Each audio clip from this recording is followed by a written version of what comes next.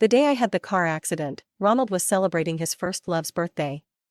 What are you causing a scene about now? Can't it wait until tomorrow? I calmly broke up with him. Ronald and his first love laughed. Aren't you done playing these games yet? They thought I was just putting on an act. Until news of my engagement to my new boyfriend spread. Ronald panicked and hurried to apologize to me. I pried his fingers apart one by one and said in disgust, "Get lost, rotten cucumber." Deciding to break up with Ronald happened on a rainy night. We were on a business trip in the countryside. Gina called, and Ronald dropped everything to rush to her birthday party. I signed the contract with a stern face all alone and then headed home. On the way, to avoid a landslide, I crashed into a tree. After calling the police, I instinctively dialed Ronald's number. When the call connected, my hands were still shaking. Thick blood flowed down my cheek. My head was spinning, and when I spoke, I could barely hold back tears. "Ronald." Before I could finish, he interrupted impatiently. "Melissa, what now? Gina's birthday is special, can't you wait until tomorrow?"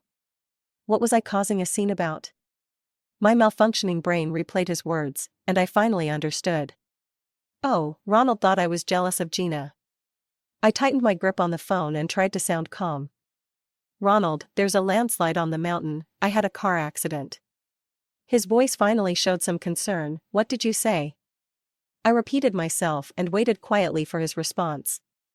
But after a long pause, all I heard was faint breathing and background noise. Eventually, he laughed. "Melissa, what's this new trick? You should call the police for a car accident, I can't help you." My thoughts spun, wanting to blame and yell at him, but all I managed was, "Fine, let's break up." We had fought too many times over Gina. Suddenly, I felt it was pointless and didn't want to argue anymore. This time, the other end fell silent, even the background noise stopped for a moment. Ronald coolly said, "Do as you wish." Then he hung up, leaving me in silence. I heard Gina and Ronald's friends laughing lightly. "Ronald, arguing with that girl again? Same old routine with breakups, hasn't Melissa had enough? Even as a girl, I can't stand jealous and petty girls like Melissa. You guys better watch out. If you end up with a girlfriend like Ronald did, don't say I didn't warn you. I think breaking up is for the best." Suddenly Ronald spoke up, "Enough. It's just a little fight, who said we're breaking up?" The mood lightened again on that side. I quietly hung up, forcing a self-deprecating smile. It was always like this. Ronald loved letting his friends mock me, then left me with vague words to ponder. But what could I do, Ronald? This time, I truly wanted to give you up. My acquaintance with Ronald was actually an accident. At that time, he was a wealthy second-generation student who ruled the school, while I was an orphan struggling to get by on student loans. He was looking for Gina in the library when I rushed back to school after working 3 jobs to study. In the elevator, I nearly collapsed from low blood sugar, leaning against the corner until my heartbeat calmed down. A piece of chocolate suddenly appeared at my lips. Unwrapped, sweet with cocoa butter. "You girls need to take care of yourselves." I opened my eyes. Ronald was holding things in one hand, a casual smile on his face. His innate confidence dazzled me, leaving me speechless. Seeing I didn't move, he straightened up and leaned closer, waving his hand in front of me. "Hey, you okay?" I came to and took the candy, whispering a thank you. Ronald frowned at me for a moment. Then he pulled out a handful of chocolates from his pocket and stuffed them into my hand. "Make sure to carry some sugar with you from now on." Then the elevator door opened, and he left with the desserts he bought for Gina. We met again at a debate team gathering. He was a special case for joining, and I was about to quit my favorite club due to financial pressure. He sat next to me with a smile. What a coincidence, we meet again. The rest of the story is old-fashioned and cliché. We gradually got familiar and chatted casually. The day I finally gathered the courage to confess my feelings. He came to me with a bracelet engraved with his and Gina's initials, hopeful. "Melissa, would this make a good confession gift? I think girls would like it." Snap. The courage I had mustered burst like a deflated balloon, comically disappearing. That's when I realized Ronald had liked Gina for a long time. I swallowed the bitterness and forced a smile. It's a great gift, she'll love it. I packed my feelings for Ronald away and interacted with him like an ordinary friend. However, Ronald's confession didn't go smoothly. He filled an entire playground with flowers and proposed to Gina dramatically. She rejected him right in front of everyone. Laughing, she said, "Ronald, let's not joke like that among friends." Later, Gina changed boyfriends repeatedly, while Ronald stayed by her side as a good friend. Just as I enjoyed playing Ronald's confidant. Until Gina planned to study abroad. Ronald didn't see her off, but asked me out for drinks. For the first time, his eyes were red as he murmured, "Melissa, why can't she even look back at me, even just to give me a chance?" I couldn't answer him. If I knew the answer, I could answer myself. Why couldn't Ronald look back at me, even just to give me a chance? I could only comfort him and myself, saying, "It'll pass." Maybe heaven heard my prayers. When heavy snow blanketed the campus, Ronald handed me a jar full of chocolates at the dormitory. He was cold, rubbing his hands together, but his eyes sparkled like they held a light that could illuminate my entire life. He said, "Melissa, I've fallen for you." Later, we dated, graduated, and walked hand in hand through year after year. Just when we were about to get married, Gina returned. I felt like a pathetic clown who had stolen someone else's happiness, suddenly revealed. Ronald gradually became distracted, staying out late. Time and again, he abandoned me for Gina. I began to argue with him, frantically questioning whether he still had feelings for her. At first, Ronald would explain, but eventually, he fell silent. I lost track of when he started to look impatient. "Melissa, weren't you the one who helped me come up with ideas to pursue Gina? You were generous when you had a crush on me, why has it changed?" It turned out that those emotions I thought I hid well were so clumsy and ridiculous in front of him. In the end, Ronald stormed out, running back to Gina. When I woke up in the hospital, my head throbbed. The doctor said I had a mild concussion and needed to stay for observation. My phone was flooded with Ronald's messages and missed calls. "Melissa, why didn't you come home?" "I'm sorry about last night, I got drunk and was confused." "Next week, I'll take you to see wedding dresses, don't be mad, okay?" I read through them expressionlessly, my gaze stopping on a message from an unfamiliar number. It contained a photo. A man lay half-naked on a bed, one arm draped over a woman's long hair, with suggestive red marks on his waist. In the center of the image, Ronald's brown birthmark was clearly visible. I stared for a while and suddenly felt my stomach churn, doubling over at the sink, wishing I could vomit my bile. After a moment, I looked up at the mirror. The woman in the mirror looked haggard and exhausted. I forced a smile, and tears started to flow. "So disgusting, Melissa. How did you become this way?" I blocked that unknown number and replied to Ronald. "Let's break up. I'll pick up my things in a few days and quit my job, you can find someone else quickly." I pulled out the SIM card and turned off my phone, completely severing ties with the past.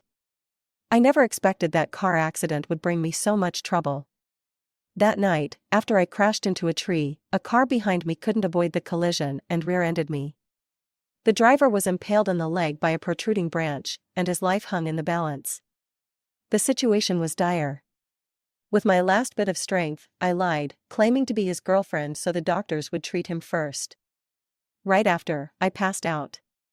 When I woke up, it wasn't long before I saw the driver, Tyrone, sitting in a wheelchair, tilting his head as he looked at me. He smiled foolishly, like some kind of lazy big dog. "I have amnesia. The doctor said you're my girlfriend. Honestly, you fit my type perfectly." I suspected he wasn't just suffering from amnesia, his brain might be broken too.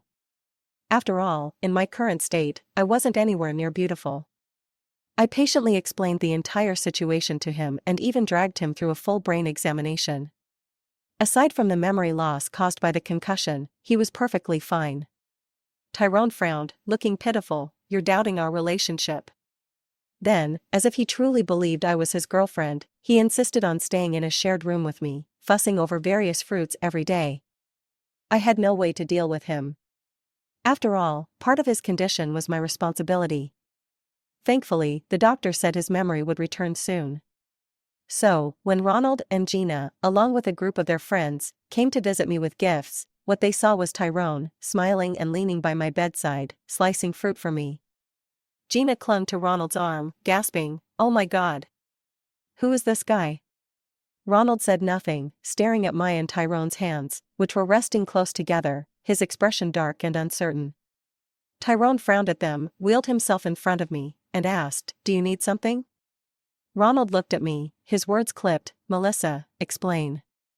Behind him, everyone, including Gina, looked at me with eyes full of accusation. I glanced at all their faces, ones that now disgusted me. On impulse, I grabbed Tyrone's hand, intertwining our fingers. "As you can see, he's my new boyfriend." The atmosphere froze. No one expected me, who had been entangled with Ronald for years, to casually find someone else. Tyrone, however, let out a proud hum, straightened his chest, and looked down on everyone. Ronald suddenly broke free of Gina's grip, his eyes sweeping over Tyrone before returning to me. "What does this mean?" Just as I was about to respond, Tyrone couldn't hold back. "Listen, mister, are you hard of hearing or just slow?" I said I'm her boyfriend. What else could it mean? I said nothing, silently acknowledging it. Ronald stared at me, his gaze heavy. I was a little stunned, it had been a long time since I'd seen that look on Ronald's face. There was unwillingness, anger, and a flicker of panic. The last time I saw him look like this was after he confessed his feelings and found out Gina was dating an athlete from another school. So he could show that kind of expression because of me too. I felt like laughing, but at the same time I wanted to cry. Before I knew it, tears had already spilled from my eyes. I don't remember how it all ended. I just recall Ronald smashing the gifts in anger, and Tyrone angrily wheeling them out of the room. Outside the hospital, Ronald and his group weren't willing to leave just yet, whispering among themselves. Their voices were neither too loud nor too soft, perfectly audible. "What's up with Melissa this time? Ronald, I really think you two are going to break up. Wanna bet? If I lose, I'll treat you." Inside the room, Tyrone wiped away my tears with a deep sigh. A long while later, I finally calmed down. When I looked up, I saw Tyrone's face, hesitant as if he wanted to say something but was afraid to offend me. His expression amused me, and I couldn't help but smile. "Just ask what you want. You've already seen me at my worst, so what's a little more?" Tyrone thought for a moment, then confidently stated, "Your ex wasn't a good guy." I raised an eyebrow, intrigued. "Oh? Why do you say that?" Tyrone started counting on his fingers, pretending to be very serious. "From his eyes, you can tell he's naturally flirtatious and easily swayed by outside temptations, unreliable. Plus, his lips are thin, meaning he's full of sweet lies. And look at those heavy bags under his eyes, clearly, he's up all night, neglecting his health." I raised an eyebrow, surprised at how accurate his observations were. Noticing my reaction, Tyrone's lips curled into a smile, and he began to enthusiastically share his knowledge of face reading. Half an hour later, he leaned back, satisfied, and asked, "So, do you know what kind of boyfriend you should be looking for now?" I followed his lead and summarized, "He should have well-balanced features, round eyes, a high-nose bridge, be optimistic, cheerful, and sunny." I abruptly stopped. That description sounded suspiciously like Tyrone? Tyrone snapped his fingers. "Exactly. The perfect boyfriend is me." He grinned at me with those slightly droopy puppy eyes, then leaned in, his warm breath brushing against my face. "So, beautiful lady, will you consider me?" I pushed Tyrone away, silently rejecting him. He wasn't angry, still smiling. Just as I was about to speak, he placed a finger on my lips. "Don't give me any excuses about how you were just lying in the heat of the moment. I come from a very strict family, you said you were my girlfriend, so now you have to take responsibility." I opened my mouth, then asked, "Are you saying you've regained your memory?" Tyrone froze and turned his head away without saying a word. Suppressing a smile, I felt a lot better. After that day, Ronald never came to see me again, which suited me just fine. I enjoyed my peaceful stay at the hospital, using it as a vacation. However, his friends kept messaging me with long explanations. "Melissa, Ronald didn't mean it that day.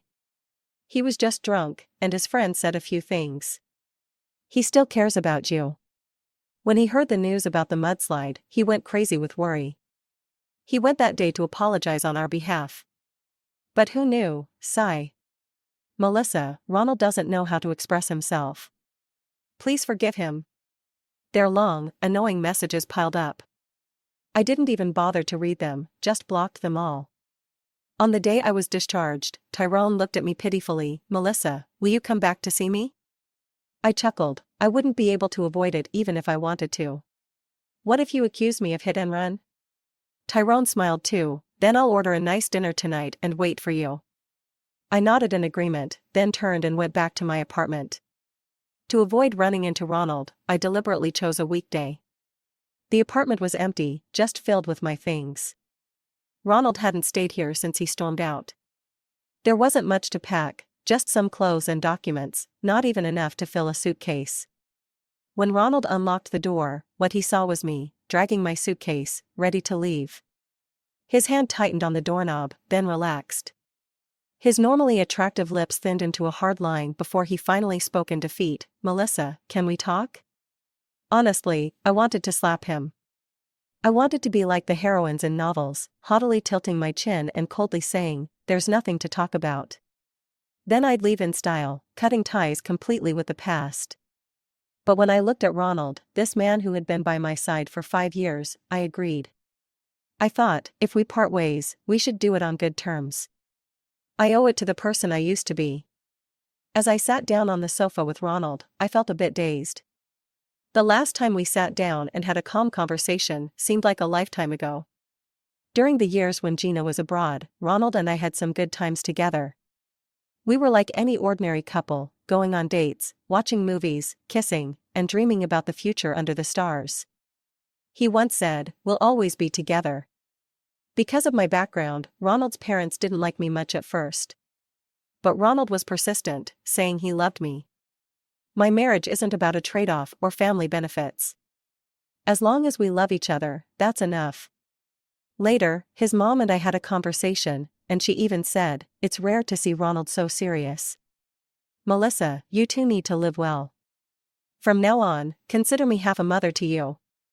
If he ever dares to bully you, just let me know, and I'll deal with him. I was an orphan, and all I ever wanted was to have a family of my own. I thought I had finally achieved that dream. In the end, it turned out to be nothing but an illusion. A warm sensation on my hand brought me back to reality. Ronald was holding my hand. In that moment, an image of the provocative photo flashed through my mind, and I instinctively pulled away, feeling a wave of nausea.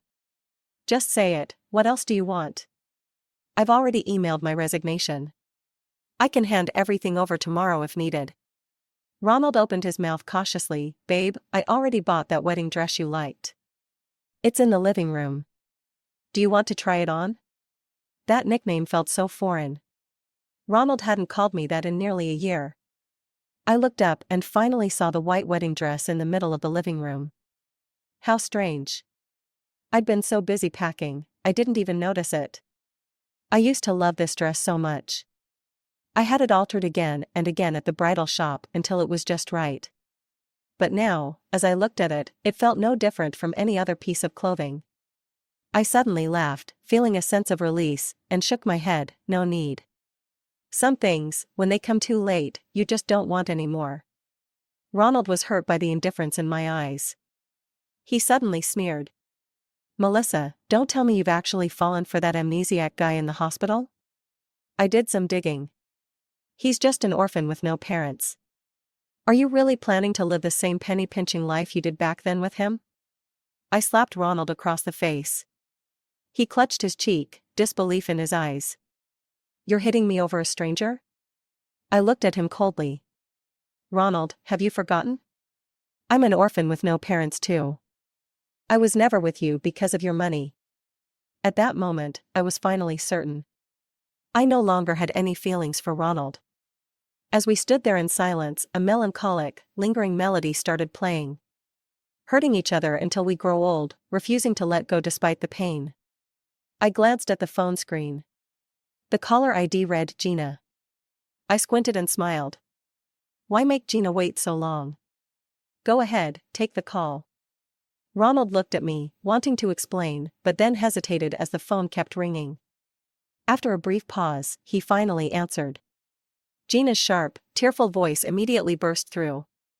Ronald, I feel so awful. My heart aches. Can you come and be with me? I've been so unhappy all these years abroad. Ronald panicked at once. Gina, where are you? I'll come right now. He hung up and looked at me pleadingly. Melissa, something happened to her.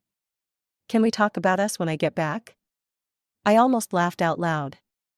I grabbed my suitcase, stood up, and said to Ronald, who was trying to stop me. Don't make this harder than it needs to be. Let's part ways peacefully. Isn't Gina the one you've loved and longed for all these years? I'm letting go now. You should be happy. Ronald froze in place. I closed the door behind me and left the place I had lived for 5 years. Sitting in the taxi, I felt surprisingly calm. When Tyrone called to ask when I'd be home for dinner, I even had the energy to joke around with him. There was no anger, and I didn't feel sad. Perhaps, in those countless arguments with Ronald, I had already worn down all the feelings I once had for him. Everything I clung to afterward was just out of habit. And now, it was like breaking a bad habit. All I had to do was stay away, not look, and not think about it. After some time, you realize. There's nothing you can't break free from or forget. It's true for habits, and it's true for people too. When I returned to the hospital after settling my things, the food Tyrone had ordered had already gone cold. The dimly lit double room felt lonely. He hadn't turned on the lights, just sitting there, staring blankly at the food. At that moment, I saw a bit of loneliness in Tyrone, usually always smiling. Thinking of Ronald's words, a sense of shared sadness welled up inside me. I knocked on the door. Why didn't you start eating? He visibly relaxed when he saw me and put on his usual smile. Didn't we agree to eat together? I have to keep my promises. While we ate, Tyrone casually asked. So, did that jerk give you a hard time when you went back? I raised an eyebrow, finally meeting his eyes. You seem very concerned about me? Haven't we met somewhere before? Don't lie to me. The doctor said your head's fine now. Tyrone paused for a moment, then suddenly lifted his shirt, revealing his solid abs and the shocking scar on his waist. I have a small one on my back too. It was from when the orphanage caught fire, and we escaped. Tyrone smiled at me. Do you remember me now? You're that little boy? When I was 10, a chubby boy wandered into our orphanage. He was clueless and didn't fit in with the other kids who were used to seeking attention. No one liked him, but I was the only one who played with him. Then the orphanage caught fire, and I was trapped inside. That chubby boy rushed in and dragged me out. While escaping, a burning wooden plank fell on him, leaving a scar that would never fully heal. I held his chubby little hand on the hospital bed, my eyes filled with tears. I don't even know how to repay you. He looked at me seriously and said, marry me, and that will be enough. Without thinking, I refused. No way, you're not good looking. Pick another wish. He cried loudly, upset. The next day, when I wanted to apologize, the orphanage director told me his family had taken him home. I never saw him again. I studied Tyrone's handsome face carefully, trying to find traces of the chubby boy in my memory. But I gave up quickly. You've changed a lot, I said awkwardly. Tyrone smiled, thanks for the compliment. He looked at me, eyes full of light. So, when are you going to repay the life-saving favor from back then? I was silent for a moment. I'm sorry. Even though I now knew Tyrone was that childhood friend, I still found it hard to believe the words he was saying right now. A few years ago, I might have believed in those romantic reunion stories. But now, I couldn't shake the feeling that Tyrone was just intrigued. Like Ronald. Tyrone gently took my hand and whispered. It's okay, I'll give you time. I've been abroad for years and I'm not very familiar with this city. Once my leg heals, will you show me around? He looked at me pleadingly. To be honest, it was hard to say no to those puppy dog eyes. It was like one of those stray dogs I'd come across in the neighborhood. If you fed it patiently, it would roll over and show you its belly in gratitude. I could only nod, all right. Tyrone's smile grew even brighter. If he had a tail, it would probably be wagging like crazy. In the days that followed, I patiently accompanied him through his rehabilitation. I watched as he gradually stood up from the wheelchair and took shaky steps. One time, he accidentally fell, beads of sweat rolling down his forehead as he groaned in pain. I helped him back into the chair. Tyrone reassured me, "It's nothing, I just slipped." Looking at him like this, a wave of guilt washed over me. "I'm sorry, Tyrone. If it weren't for me, you wouldn't be like this." I'm not stupid. Even though Tyrone hadn't said it. What were the odds that we'd reunite and both get into car accidents at the same time? That day, he was most likely following me down the mountain.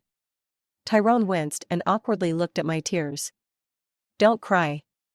It's not your fault. I was just worried and wanted to follow you." The more he tried to comfort me, the worse I felt. "Tyrone, I'm not worth it."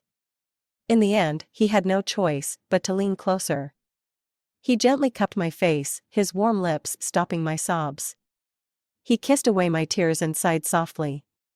"Melissa, to me, it's all worth it." Tyrone and I had a silent agreement never to bring up what happened that night again. I continued to accompany him through his rehab, help with his medical bills, and care about his condition. The only difference was, I hired a professional caregiver to avoid being alone with him. Tyrone didn't seem to mind. No matter when I went to visit, he'd always greet me with the brightest smile. If it wasn't for his butler finding me, I probably would have left the city after his leg fully healed, forgetting everything in the past and starting a new life. I admit, I did fall for Tyrone. But once bitten, twice shy, I wasn't going to gamble on someone's sincerity again. In the hospital garden, Tyrone's butler handed me a thick stack of documents. Inside were records of all the financial aid I'd received from middle school to university, along with the thank you letters I had written to my anonymous benefactor over the years. I stared at the documents in shock. So all these years, it was Tyrone who supported me? The butler nodded and explained, "Mr. Tyrone didn't allow me to contact you privately. But, seeing how hard life has been for you, I couldn't bear it, so I came to see you on my own accord." The butler looked at me seriously, his eyes filled with sincerity. "I've heard about your situation. I understand your concerns. But Mr. Tyrone's feelings for you aren't just on a whim. After he was found and brought back, his parents had already passed away, and his relatives had taken over the family's assets. He endured for over 10 years, and only half a year ago did he manage to take back his parents' company. Once the company stabilized, he learned about you and rushed back to see you. But, well, things turned out like this." The butler sighed, "Miss Melissa, I'm not telling you this to pressure you. I just want you to see Mr. Tyrone's sincerity. He's been silently watching over you all these years." After the butler left, I sat alone in the garden for a long time. The evening breeze finally brought me back to reality. I let out a deep breath, stood up, and walked upstairs, gently pushing open Tyrone's hospital room door. "Get out. I told you I don't need a caregiver." Tyrone was struggling to stand up from his wheelchair, using both hands. It wasn't until I approached to help him that he realized it was me. Tyrone froze. "Sorry you had to see that." I shook my head, holding back my tears. "No, the fact that you can stand already is impressive." I helped him back onto the bed and quietly asked, "Why didn't you tell me? That it was you who's been supporting me all these years?" Tyrone was taken aback and gave a bitter smile. "You found out, huh? I didn't want you to be with me out of pity or gratitude. I just want you to be happy, Melissa. I did all of that willingly. I don't need anything in return. It's just like how, back then, at the orphanage, even though there were so many kids, you still walked straight towards me. That's all." I moved forward and hugged him tightly. "I'm sorry, Tyrone." He instinctively hugged me back, still mumbling about not needing anything in return. I kissed him, cutting off his words. "I'm so sorry, Tyrone. It wasn't until today that I realized, while I was chasing after someone else, you were always right behind me." When the kiss ended, I opened my dazed eyes and found that Tyrone's face had turned completely red, to the point that he looked like he was about to bleed, and he didn't even know where to place his hands. Even so, he still politely averted his eyes. You, this, us. Suddenly, his face darkened as he seemed to realize something. Are you planning to leave? Like last time? Hiring a caregiver and then never coming to see me again? I looked at him seriously and shook my head gently. I'm not leaving. I still haven't repaid a certain fool for saving my life. How could I just leave? Tyrone froze, and a spark of light flickered in his once dim eyes. I was just about to tease him for being so easily moved when he grabbed me and pulled me into his arms. Careful. Your leg. It was a fierce, deep, unforgettable kiss. By the time I groggily pushed him away, Tyrone gently kissed my forehead. Melissa, you've taken all 3 of my first kisses. You have to take responsibility. I didn't bother correcting his error, just smiled and nodded. Maybe it was because his mood had improved, but Tyrone's rehabilitation progressed astonishingly well. In just half a month, he was already able to walk normally, with only a slight limp, almost indistinguishable from an ordinary person. I belatedly realized and squinted at him suspiciously. Were you playing the wounded hero card on me before? Tyrone looked aggrieved and hugged me. Of course not. It really hurt. But when I see our Melissa, I just feel motivated. I called him a sweet talker, and he responded by clinging to me affectionately. After we officially got together, Tyrone was no longer the shy boy who blushed at every touch. I rubbed my sore jaw, cursing myself for letting the wolf into my home. As autumn arrived, Tyrone's leg finally healed completely. I kept my promise and took him around the city I had lived in my whole life. Our first stop was the orphanage where we first met. The old director hadn't left after retiring but stayed on to continue helping out. When she saw me, she was delighted. Melissa, the clothes and blankets you donated last time were a big hit with the kids. I smiled, that's the least I could do. The director glanced at Tyrone behind me and whispered, Is that your boyfriend? Ronald was always too busy, he hadn't visited even once in all these years. I didn't blame the director for getting it wrong. Following her gaze, I saw Tyrone avoiding eye contact, but his ears were obviously perked up. I couldn't help but laugh. He's not that one, but yes, he is my boyfriend. Tyrone's mood visibly lifted. He came over and playfully pinched my waist, then strolled around the orphanage, acting like he owned the place. I squinted at him, feeling a bit jealous of his smugness. So, with a mischievous grin, I turned to the director. Director, does he look familiar to you? The director adjusted her slipping reading glasses and waved Tyrone over. Tyrone, gritting his teeth, stiffly walked over, his movements awkward. The director studied him for a moment and hesitantly said, Aren't you the chubby boy who used to cry every time he saw a cockroach? Tyrone begrudgingly nodded. The director patted him on the shoulder, looking pleased. Good, you've really changed. I laughed so hard I doubled over. That night, I paid the price for my teasing when Tyrone, with a dark expression, pinned me to the bed. Tears welled up in my eyes from the sheer intensity of it. He kept asking over and over. Melissa, was it really that funny? Was it really that funny? Running into Ronald again was purely by accident. I used to think that erasing him from my memory would be a long and painful process. But after being with Tyrone for just 2 or 3 days, I had forgotten him completely. So much so that I didn't even recognize him at first. Tyrone and I had gone to pick up our custom-made wedding rings. Tyrone insisted on making me wear the ring as we strolled around the mall. At every store we visited, he would casually drop. What? How did you know my girlfriend and I are getting married? At first, the staff would react with confusion. What? But they would quickly switch to professional, enthusiastic smiles. Congratulations, sir. We have a few items that would be perfect for you too. That's when Ronald showed up, with Gina, who now had a small baby bump, trailing behind him. He froze when he saw me. Then his eyes swept over the rings on mine and Tyrone's hands, and his face darkened. Ignoring Gina's calls from behind, he stormed over and grabbed my arm tightly.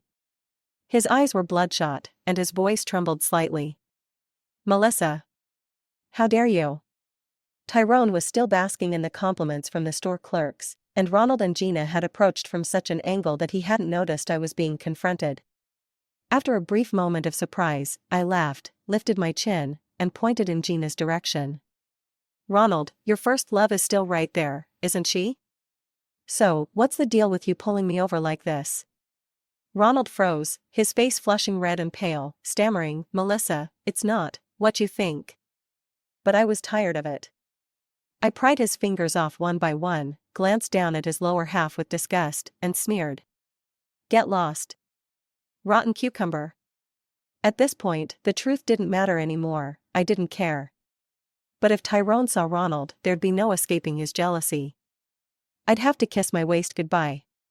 Just then, Gina came rushing over, glaring at me with venom. I smiled as I pushed Ronald's hand into hers and said, "Keep an eye on your rotten cucumber. Don't let him mess around outside again, or you might catch something. Now that you've got a kid, stop causing trouble. Just behave." I didn't even bother to see their reactions. I quickly ran over to Tyrone, saying, "Come on, let's go. We've bought enough from this store. Time to hit the next one." What I didn't expect was for Ronald and Gina to be so persistent.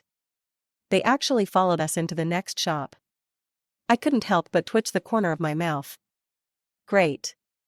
There was no avoiding it now. Sure enough, the second Tyrone spotted them, he wrapped his arm around my waist. Gina rolled her eyes and sneered at Tyrone. "A kept man, huh?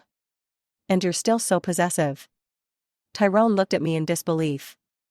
His eyes asked, "Me? A kept man?" I gave him an innocent look, I had no clue either. Gina strutted into the store, raising her chin arrogantly at the staff. "We'll take this one, and that one, all of them."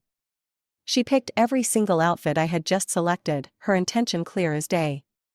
Then, with a mocking glance at me, she added pointedly, "Some people really should stop pretending they have money. Clothes from the slums would suit you better." I bit my lips, trying to hold back my laughter. But to Gina, my expression must have looked like embarrassment. Feeling even more triumphant, she smirked. "Melissa, if you bend down and help me put on my shoes, I'll pay for these clothes for you. How about that?"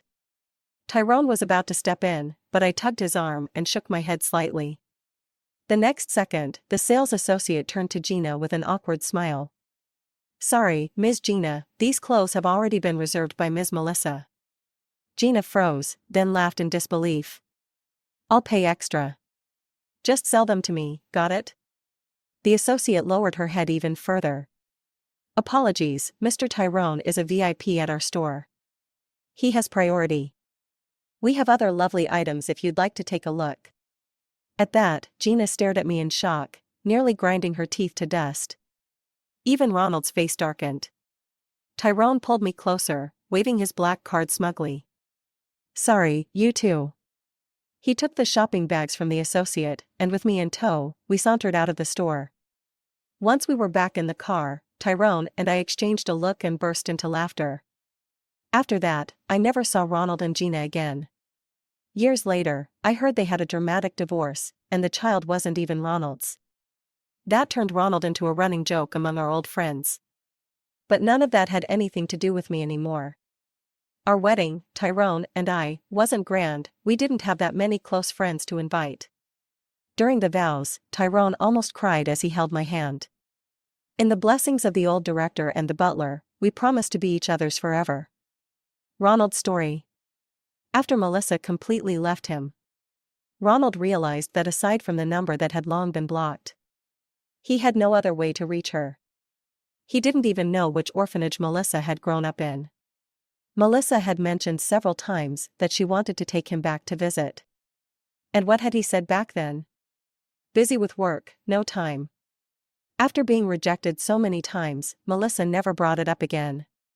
If he had the chance, Ronald would want to tell her that even though Gina came back, he wouldn't have abandoned her.